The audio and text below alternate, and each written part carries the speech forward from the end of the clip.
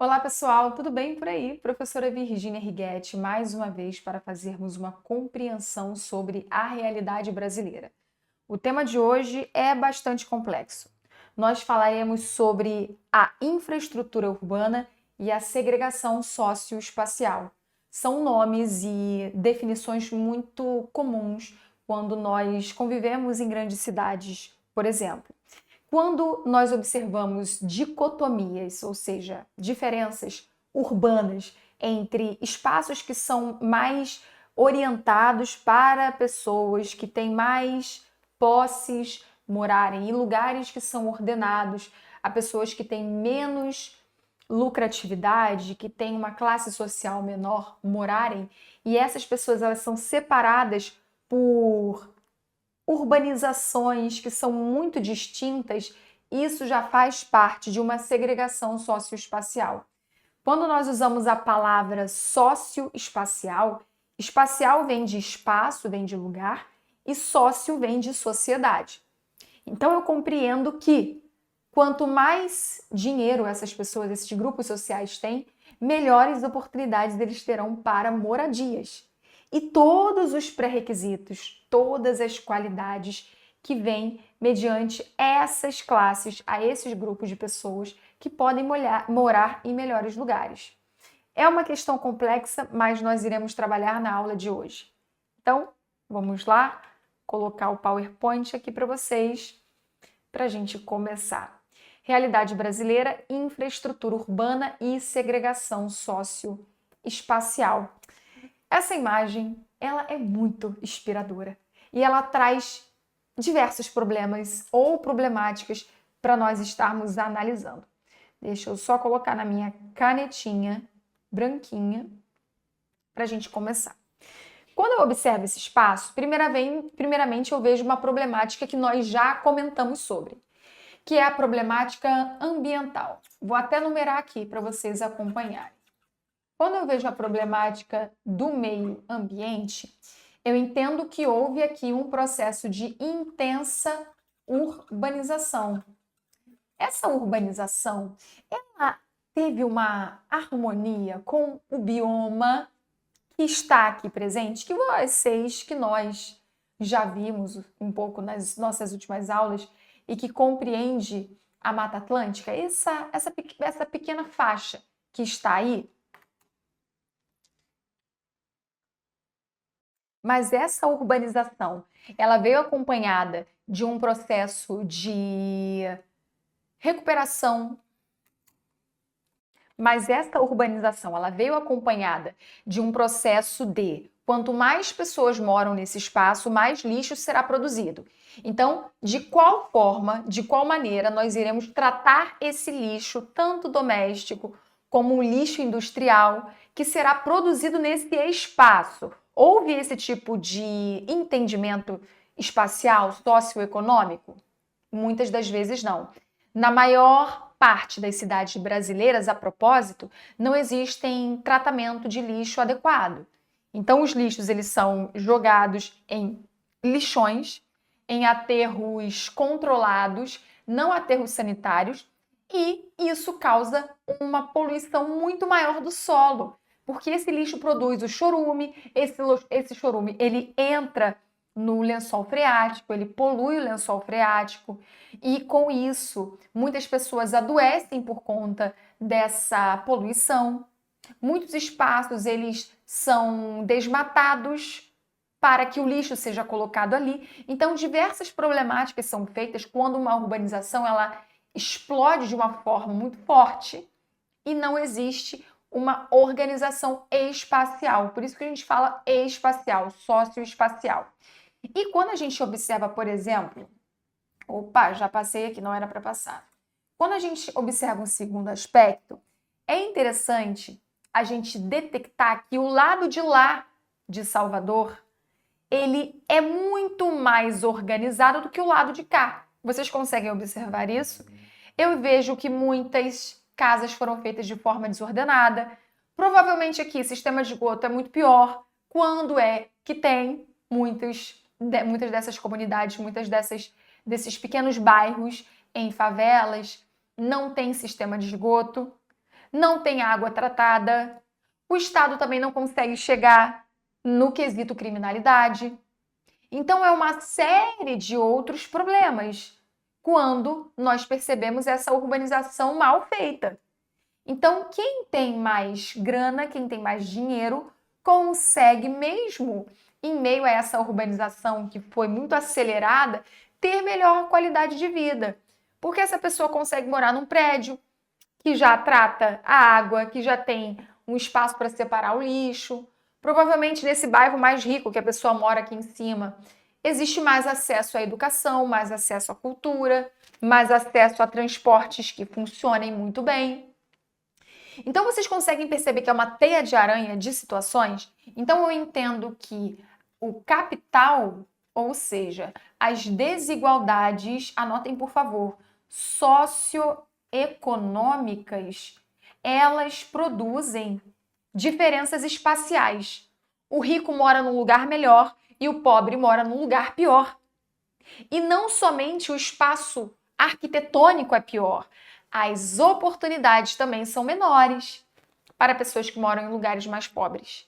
E aí a problemática número 1, que a gente começou a falar, que é essa faixa verde aí, um remanescente de Mata Atlântica, gente, também é uma questão muito séria. Porque se tem muita urbanização, a mata ela vai sendo deteriorada. Continuando essa reflexão aqui, pessoal, coloquei uma teoria para a gente analisar juntos. Então, vamos fazer isso. A segregação socioespacial é um processo que fragmenta as classes sociais em espaços distintos da cidade. Nesse sentido, o cotidiano das pessoas que habitam esses lugares é marcado pela insegurança, violência, moradias precárias, falta de infraestrutura e acesso aos serviços básicos e ao lazer. Então, de fato, nós precisamos entender que quanto mais um cidadão brasileiro, famílias brasileiras recebem pouco, não são valorizados, mais à margem da sociedade essas pessoas ficam. Então, o dinheiro, ele tem sim, a remuneração tem sim a ver com a qualidade de vida dessas pessoas.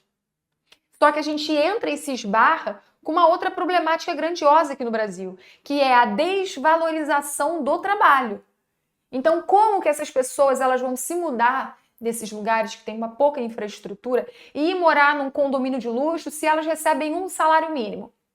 E esse salário mínimo, elas fazem um exato milagre para sobreviver, para comprar comida o mês inteiro, durante o mês inteiro. Vocês conseguem perceber a problemática que é muito mais profunda do que a gente imagina?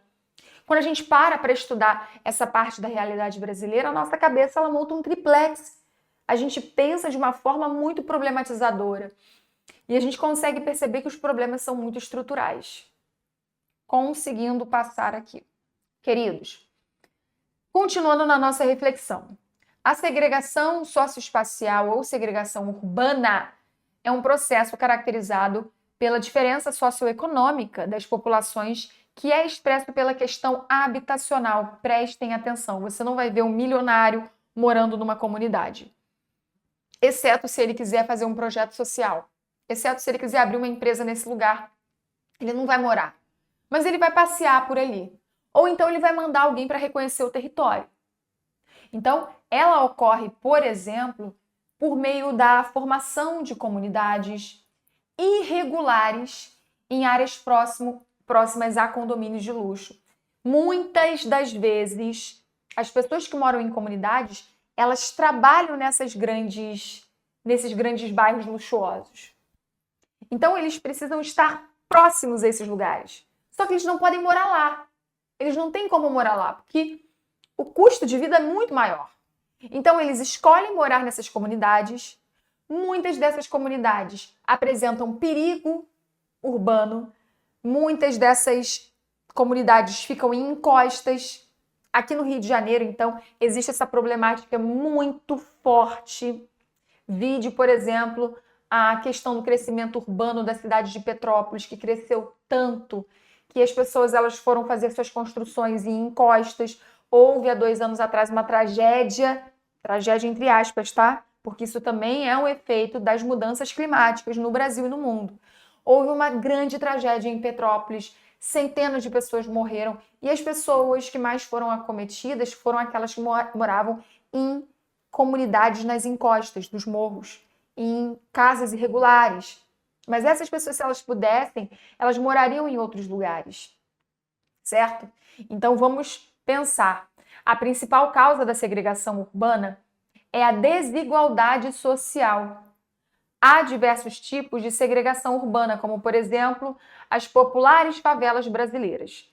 Sobretudo, essas favelas, gente, elas já são um exemplo de desigualdade, porque elas crescem, sobretudo, no final do século XIX. O nome favela é batizado no Rio de Janeiro, logo no finalzinho do século XIX mesmo, quando essas pessoas elas não conseguem morar na zona central do Rio, que era mais abastada, era direcionada a pessoas que tinham posses maiores. Então essas pessoas vão construir as suas casas e casebres num morro chamado Morro da Providência, no Rio de Janeiro, perto da Central do Brasil hoje em dia. E esse morro ele começou a ficar habitado e deu origem a outras favelas no Rio. Mas a marca principal é a segregação econômica. A segregação econômica ela faz esse tipo de diferenciação socioespacial. Esse processo gera consequências como aumento da vulnerabilidade social, gente. O que é uma pessoa estar vulnerável? É ela passar por medo quando chove, da casa encher de água. Quem aí conhece alguém que já teve uma casa que encheu d'água? Porque nesse lugar houve uma má construção de esgoto. E aí, quando chove, a água ela vai inundando os valões, que um dia já foram rios com águas limpas, inundando a rua, porque não há um sistema de manilhamento bem feito. Quantas pessoas que vocês conhecem que já passaram por isso? Isso é estar vulnerável. É chover e a pessoa imaginar que ali vai haver um desmoronamento no lugar onde ela mora, certo? É ter muito calor, é fazer muito calor, melhor falando, e a pessoa entender que aquele espaço que ela vive é muito quente porque não tem árvores, que as árvores foram desmatadas, esse ambiente. Então, são processos muito intensos que a gente tem que prestar atenção. Observe, a palavra segregar vem do latim, que significa separar.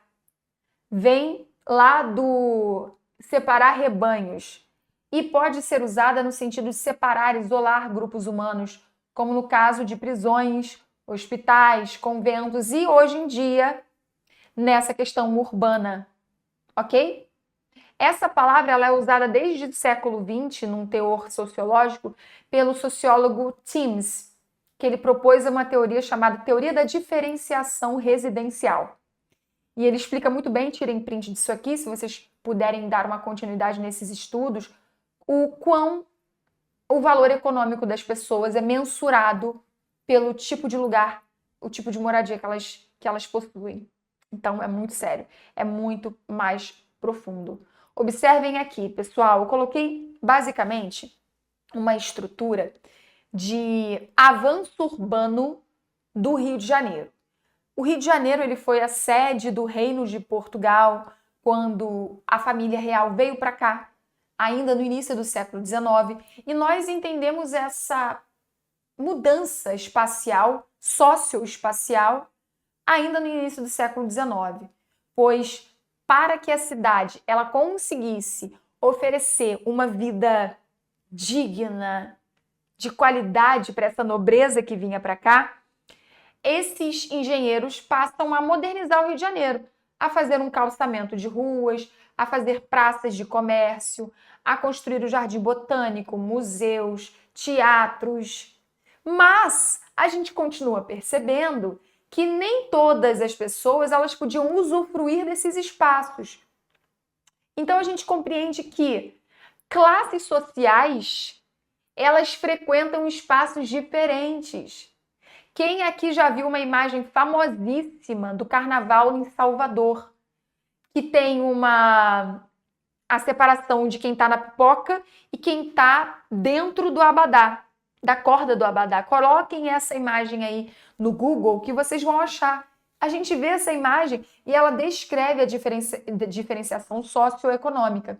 Então, passem a enxergar. As cidades brasileiras, elas foram planejadas sim, como Salvador, como Recife, como Olinda, como Rio de Janeiro, mas esse ordenamento urbano não incluía todos, ok? O que vimos ao longo da história foi um crescimento da população urbana que não foi acompanhado do ritmo das infraestruturas. Então a população foi crescendo muito, mas a infraestrutura não existiu para aportar essas pessoas, para compreender a qualidade de vida delas.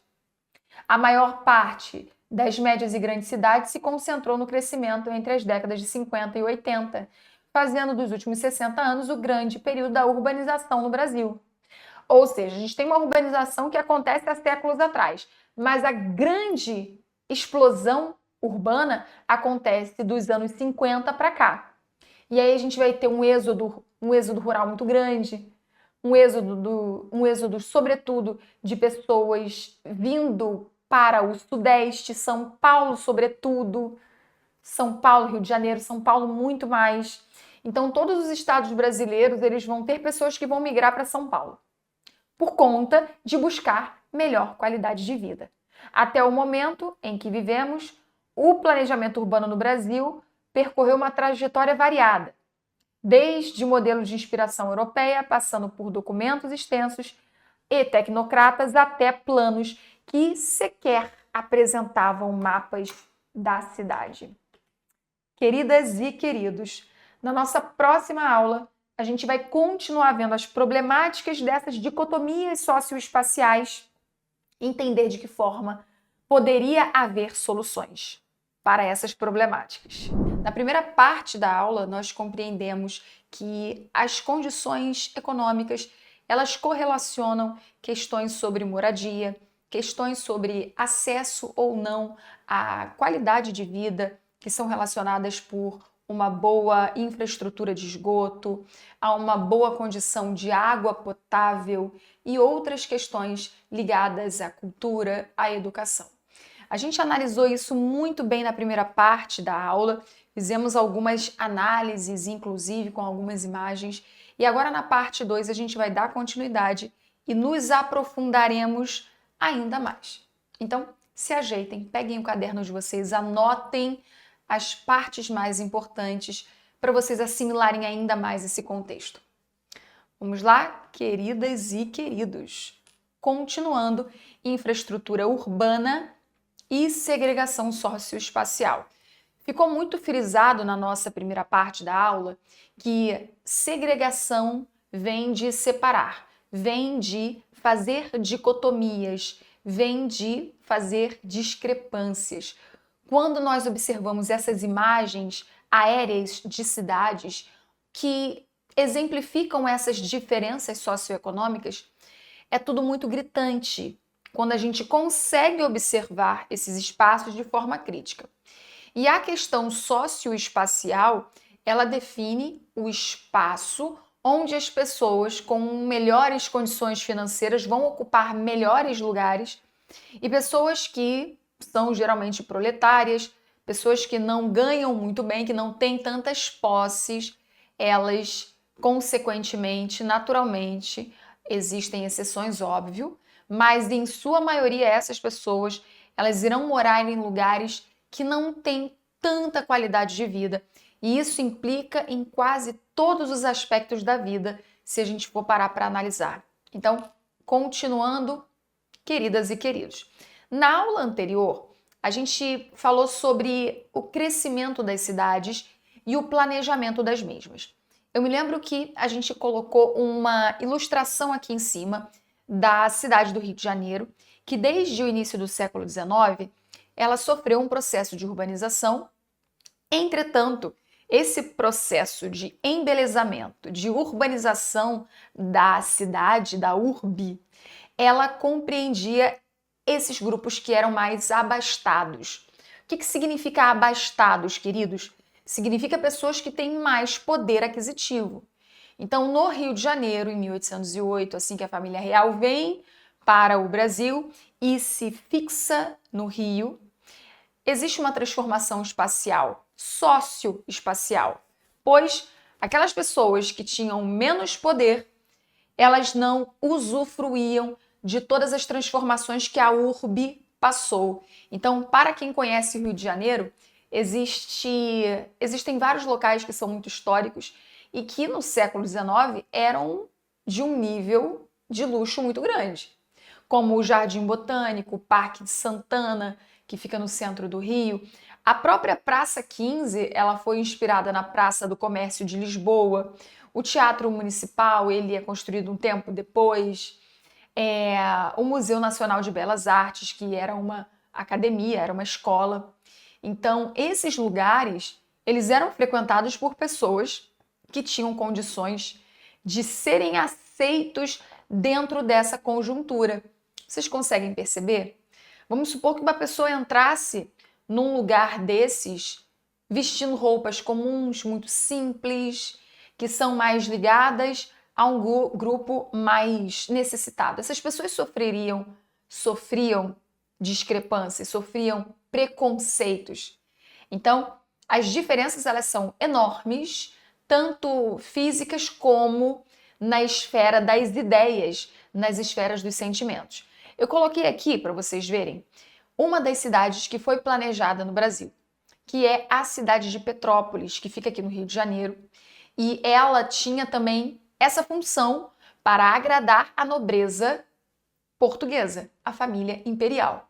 Essa cidade ela foi idealizada, bem planejada, muito bem construída, só que ela não inseria também a população mais pobre, e sim a família real. Portanto, essa casa, esse casarão aqui, que é hoje em dia um museu, é o Museu de Petrópolis, ele foi feito com um fundamento de abraçar a família real no período do verão, quando o Rio de Janeiro estava sob o efeito de calor muito grande. Eles pensavam que naquela época fazia calor, né, gente? É porque eles não imaginavam o que a gente iria sentir nos dias atuais. Eles fugiam para Petrópolis, eles subiam a Serra da Estrela e iam para Petrópolis. Lá eles ficavam durante um bom tempo. Então essas outras imagens aqui que eu coloquei para vocês são imagens mais do início do século XX, onde a gente consegue ver nessa primeira imagem o Museu Imperial de longe, esse aspecto de neblina da serra. É um lugar muito bonito, apesar de ter sofrido uma catástrofe, mais uma vez, ambiental, no ano de 2022. E aqui em cima eu coloco um mapa urbano que foi feito para essa cidade imperial. Então eles aproveitaram o curso dos rios, eles entendiam muito bem como conviver com a natureza.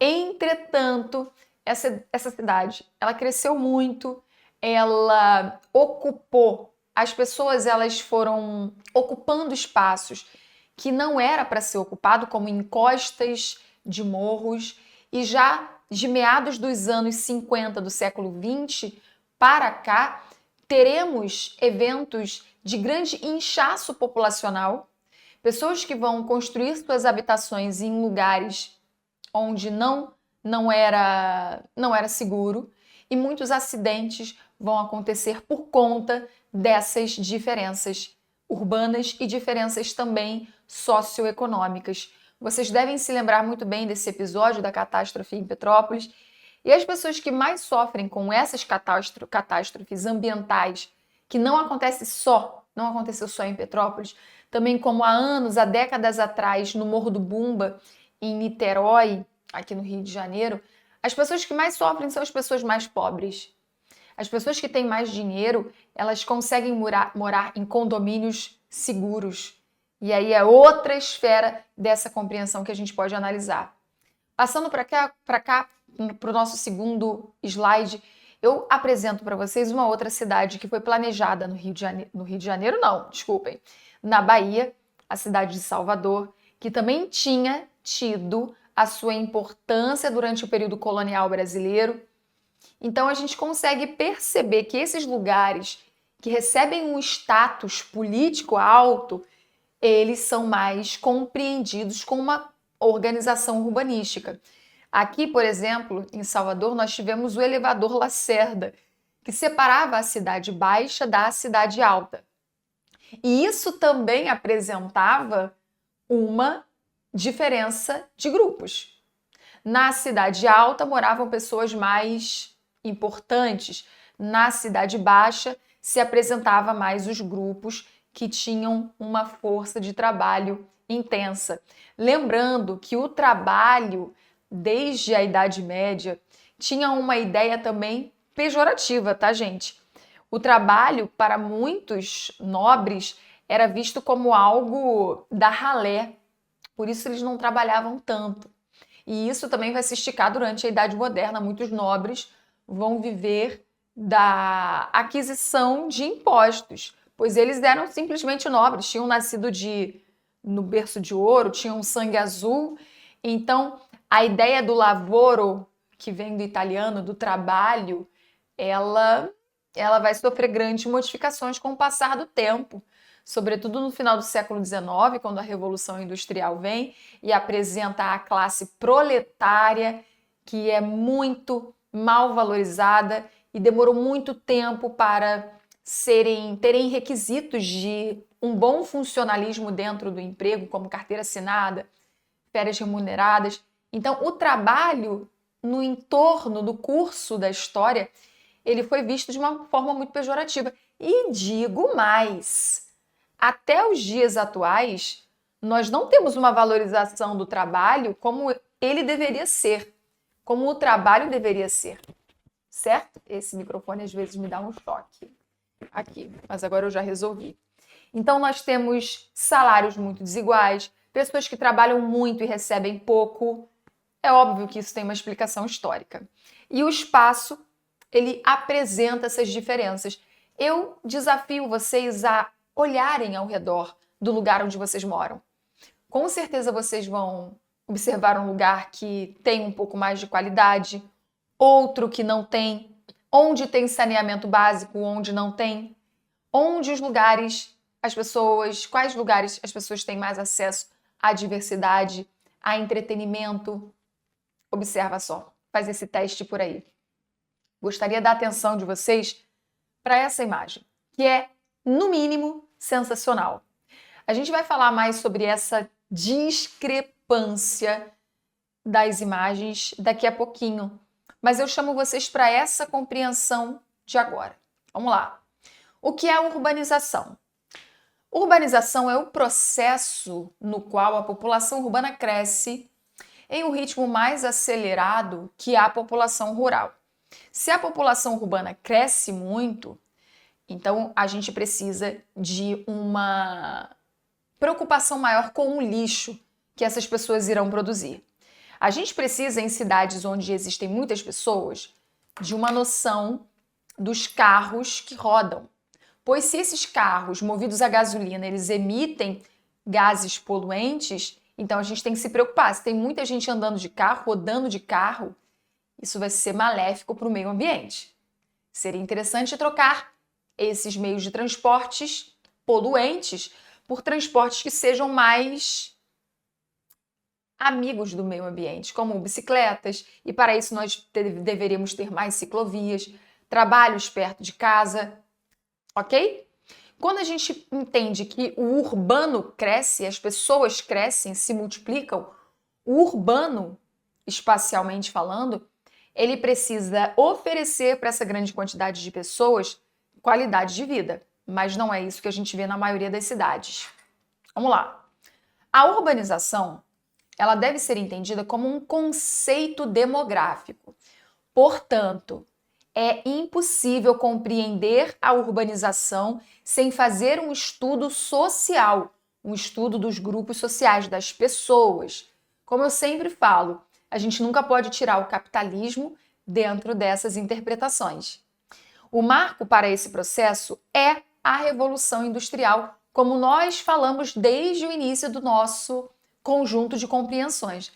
A Revolução Industrial, ela vem sendo uma mãe bem complexa desse processo todo de destruição, tanto da natureza como das próprias pessoas.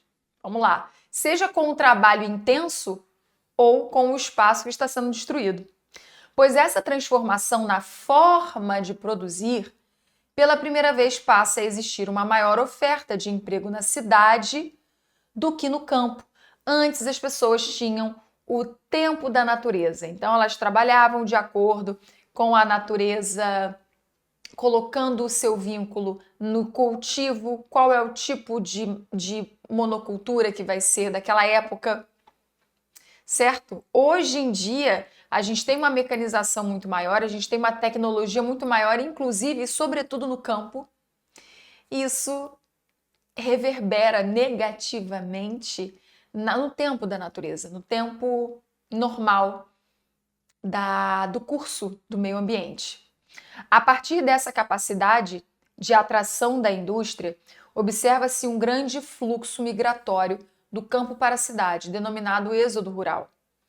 É por esse mesmo motivo que antes do século XVIII, lembrem-se, antes de 1750, que é o período onde a Revolução Industrial dá o seu primeiro pontapé, não existiam tantas cidades no mundo. Mas com a industrialização, o número de cidades cresceu consideravelmente. E é óbvio, queridos, que as cidades, elas não são algo completamente novo. Desde Grécia e Roma antiga, desde o Império Turco Otomano, desde a civilização egípcia, nós temos grandes cidades, grandes projetos urbanísticos e há milênios atrás, esses engenheiros eles já tinham uma percepção muito grande do seu espaço e também já havia dicotomias sociais, não somente no norte da África, não somente na Europa, mas como aqui também na América do Sul, com as populações maias. Maias eram do México. Astecas, certo? Então os astecas, por exemplo, eles fizeram uma grande urbanização para aquela época.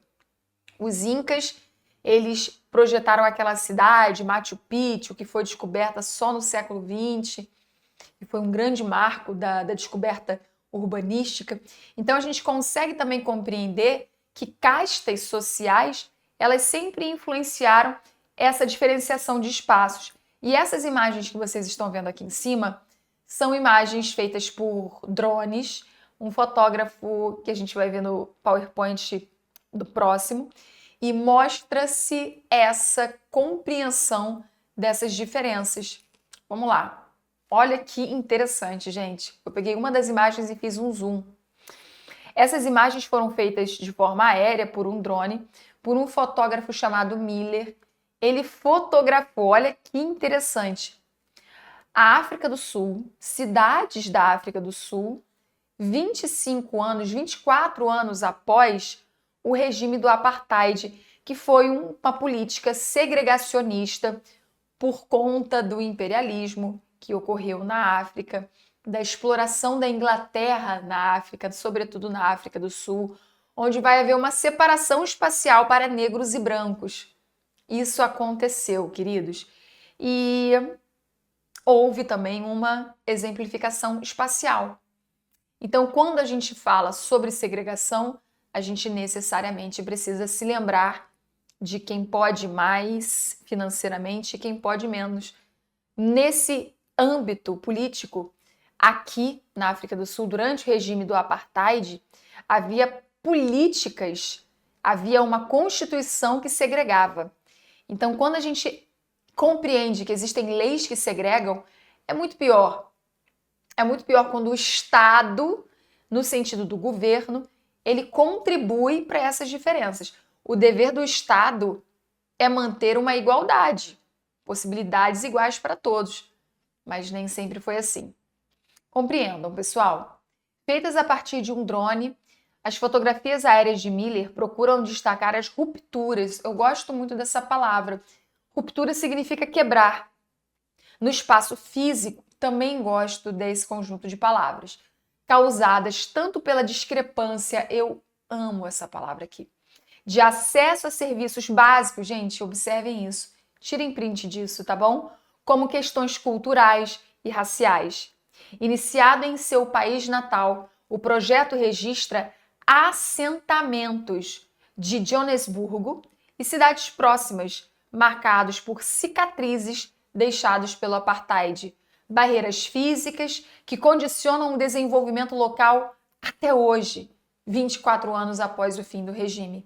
Se você lembrou de Nelson Mandela e sua incrível saga pela luta para o fim do apartheid, você acertou. Ele foi um grande líder para que esse regime horrível acabasse. Por isso merece todos os êxitos.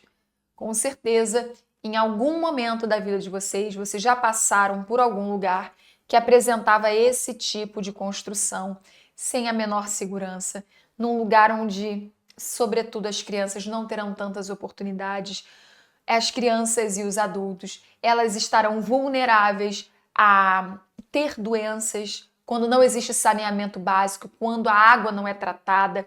Então, observem o quanto o financeiro ele orienta nesses destinos. Vamos continuar. Aqui é uma ocupação Terra de Deus na zona sul de São Paulo, que surgiu durante a Covid-19. As cidades elas são um fenômeno que precedem do meio propriamente dito como urbano, ou seja, elas são muito antigas. As primeiras cidades elas são relacionadas ao período de sedentarização da humanidade, isso há milênios atrás. A cidade se torna um meio urbano com a chegada da industrialização, isso também nós já vimos. E essa industrialização que atrai muita população saindo do campo para o meio urbano e constituiu, portanto, a urbanização, se deu de forma diferente em países ricos e países pobres. Com certeza vocês já viram esses exemplos.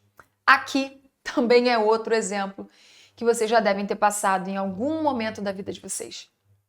Esse tipo de movimentação, dentro da geografia, a gente chama de movimentação pendular. É quando dentro do seu espaço urbano você não tem tantas possibilidades, sobretudo de emprego, sobretudo de estudos, então você precisa sair da sua casa todos os dias como um pêndulo, entrar em transportes coletivos, onde você vai respirar o mesmo ar que muitas outras pessoas, onde esse transporte ele vai estar emanando poluentes, gases poluentes, onde você vai perder 1 hora, 1 hora e meia, 2 horas do seu tempo de vida para ir e para voltar. Vai gastar com a sua saúde física, a sua saúde mental, tudo por conta desse mau planejamento. Óbvio, quando a gente tem um lugar, quando a gente mora, melhor dizendo, num lugar que não é tão bem tratado, grandes empresas, grandes indústrias, elas não vão se sentir atraídas para colocar as suas empresas ali. Então a gente vai ter que sair do nosso lugar para procurar emprego, certo? Então o crescimento dessas áreas periféricas, ela passou a ser denominado como periferização. Gostaria que vocês tirassem um print disso. Porém, é importante diferenciar um ponto. Enquanto nos países desenvolvidos o crescimento da periferia é acompanhado de infraestrutura, isso não ocorre em países pobres. Então, em países desenvolvidos, essa periferia tem algum acesso à qualidade de vida. Nos países mais pobres, por conta da segregação socioespacial, isso não acontece. Então, existe o processo de favelização, violência urbana, muito trânsito, certo? E aí a gente vai morrendo mais cedo. Essa é a questão. As pessoas, elas vão... Quando elas não conseguem cuidar da saúde, gente, é esse caminho, sabe? Então, por isso que eu acho que as desigualdades sociais, elas são muito profundas. Quando eu ouço esses discursos dos coaches falando que todo mundo tem as mesmas 24 horas, eu só me lembro dessa imagem. É uma grande falácia o que esses coaches falam, sabe? Sobretudo quando a gente vê esses espaços aqui. Quando a gente vê o quanto a urbanização ela tem vertentes imensas de danos, sobretudo ao meio ambiente. Então, se o ser humano mexe muito num lugar que não é para mexer, depois acontecem as catástrofes climáticas, que no nosso entendimento não são catástrofes. É só a natureza gritando pelo seu espaço, reivindicando os seus espaços. Então, para terminar a nossa aula, segregação urbana, eu fiz um resumo aqui, é um processo marcado pela diferença de padrões de construções habitacionais e serviços públicos nas cidades. A causa central urbana é a questão socioeconômica. Os condomínios fechados e as comunidades carentes são exemplos dessa segregação. O Brasil, em razão do crescimento urbano acelerado e desordenado, tem como característica de suas grandes cidades a elevada segregação urbana. E, para finalizar, é consequência do processo de segregação urbana o registro de inúmeros problemas ambientais e sociais nas grandes cidades e regiões metropolitanas. Isso aqui é uma grande amplitude de críticas para nós utilizarmos. Daria uma boa redação. Aqui a gente tem um mundo ideal, como a gente poderia viver. Olha só o desenho aqui em cima. Mais verde, mais transportes aquaviários, mais transportes em trens, pessoas andando mais nas ruas, andando de bicicleta, usando pouco os transportes, os carros movidos a gasolina. É isso, queridas e queridos. Adorei a nossa aula. Espero vê-los no nosso próximo encontro e peço a vocês que estudem muito mais, pois a nossa memória é volátil. Então, se a gente não rever aquele conteúdo, a gente esquece. Então, revejam esse conteúdo. Um grande abraço para vocês. Até a próxima.